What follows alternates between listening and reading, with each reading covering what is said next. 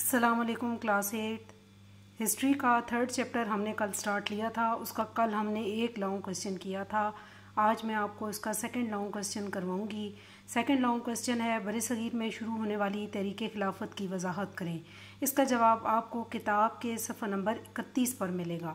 تحریک خلافت یہ ایک پرزور تحریک تھی جو بر صغیر کے مسلمانوں نے انگریزوں کے خلاف چلائی تھی. اب اس کی وجہ کیا تھی؟ پہلے ہم نے اس کا بیک گراؤنڈ دیکھنا ہے، پھر اس کے بعد یہ مجلس خلافت کا قیام کب عمل میں آیا اس کو ہم دیکھیں گے، اور تحریک خلافت کے بانی کون تھے، اور جن لوگوں نے تحریک شروع کی ان کے ساتھ مددگار کون تھے. اس چیز کی ہم ڈیٹیل دیکھیں گے. تو سب سے پہلے آپ یہ دیکھیں کہ تحریک خلافت تھی کیا. خلافت عثمانیہ مسلمانوں کی ایک بڑی سلطنت تھی. خلافت عثمانیہ بہت سے مسلم ممالک کو کنٹرول کیے ہوئے تھی. مکہ مکرمہ اور مدینہ منورہ جیسے مقدس مقامات کی حفاظت بھی خلافت عثمانیہ کی ذمہ داری تھی. اس طرح ترکی کے بادشاہ جو خلیفہ بھی کہلاتے تھے، ان کے لیے مسلمانوں کے دل میں بڑی عقیدت تھی، کیونکہ وہ خلافت عثمانیہ کے اس وقت کے عہدیدار تھے اور وہ مکہ مکرمہ اور مدینہ منورہ کی دیکھ بھال کر رہے تھے. جب پہلی جنگ عظیم ہوئی تو ترکی نے انگریزوں کے خلاف جرمنی کا ساتھ دیا. اب شریف مکہ اور دوسرے کئی خاندان وہ بھی انگریزوں سے مل گئے تھے. خطرہ تھا کہ انگریز جنگی کارروائیوں کے درمیان مسلمانوں کے مقدس مقامات کی بے حرمتی نہ کریں. چنانچہ جنوبی ایشیا کے مسلمانوں نے بر صغیر کے جو انگریز حکمران تھے ان سے اس سلسلے میں وضاحت چاہی.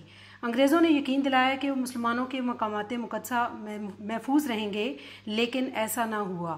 اس صورتحال سے بر صغیر کے مسلمان تڑپ اٹھے اور انہوں نے ترکوں کی حمایت میں ایک تحریک چلائی جو کہ تاریخ میں تحریک خلافت کے نام سے یاد کی جاتی ہے. مجلس خلافت یا تحریک خلافت کا قیام ستمبر 1919 کو عمل میں لایا گیا.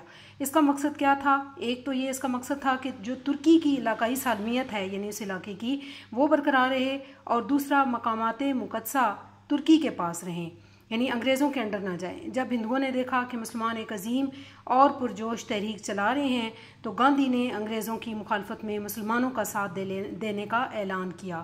اندرونی طور پر ہندو ہمیشہ مسلمانوں کے دشمن تھے، لیکن ان کا مقصد یہ تھا کہ وہ مسلمانوں کی جو توانائی اس ٹائم پہ جو ایک انرجیٹک تحریک چل رہی تھی اس کو وہ اپنے ذاتی مفاد کے لیے، ذاتی شہرت کے لیے استعمال کرنا چاہتے تھے.